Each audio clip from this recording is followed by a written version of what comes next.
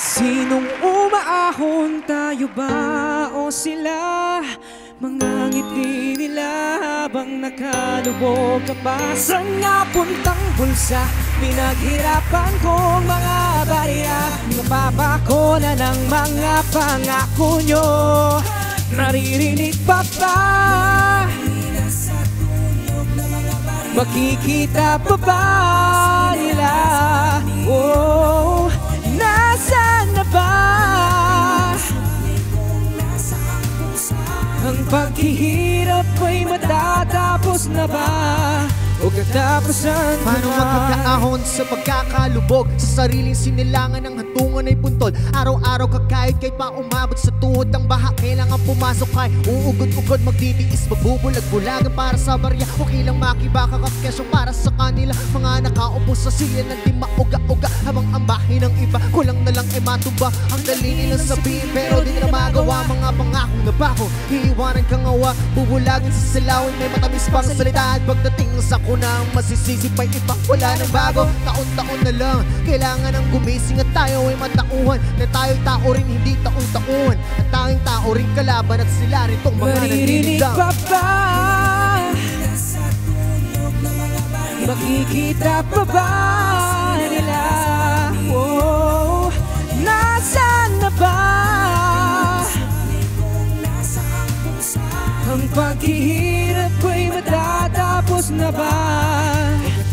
Maririnig pa ba mga daing nila? Ang paghihirap ko'y matatapos na ba? O katapusan ko na?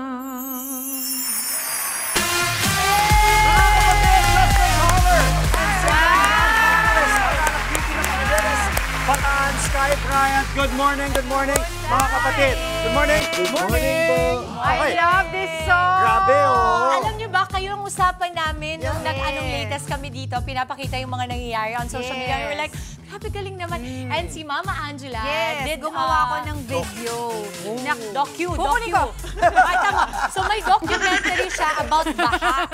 Tapos ang ginamit niya na music ay yung sa inyo.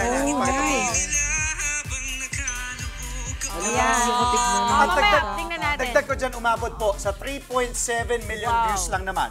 Itong ginawa ninyong video. Galing! Oh. At umaangat pa yan, umaangat everyday. Buti pa yung views nila, umaangat. Ayan na. Itong pulsa, ito ba yung sagot ninyo kumbaga sa pagtindig, di ba, sa mga nangyayari nga?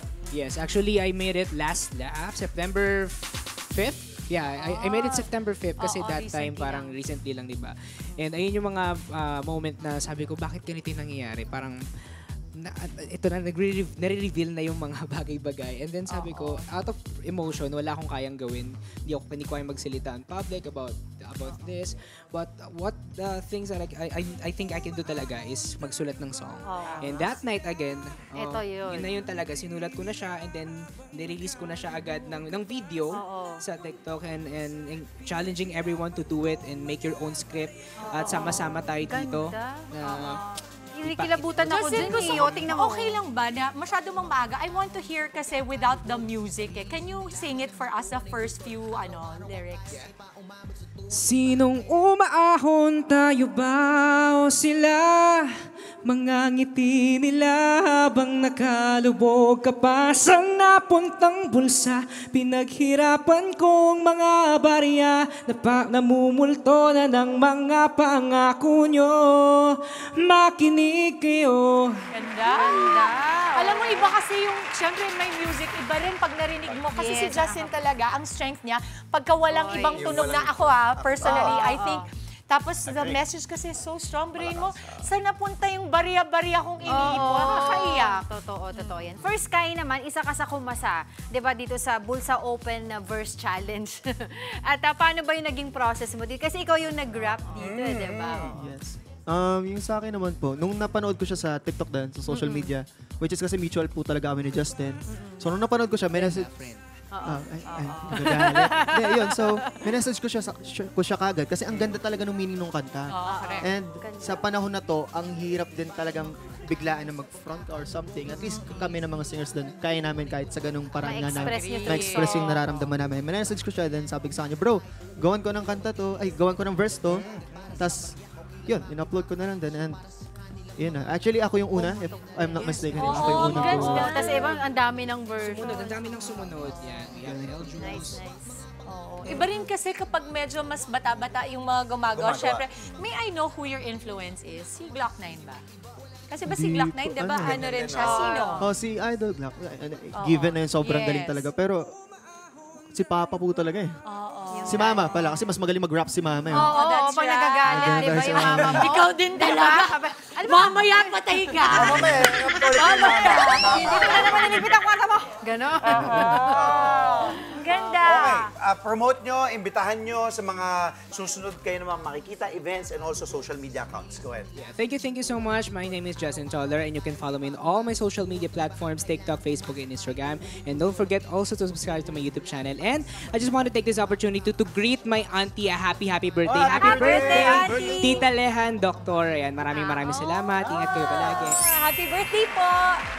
And then guys, kindly do follow me sa lahat ng music and streaming platforms. And also follow Singaling guys, Singaling Celebrity Edition. This coming September 27.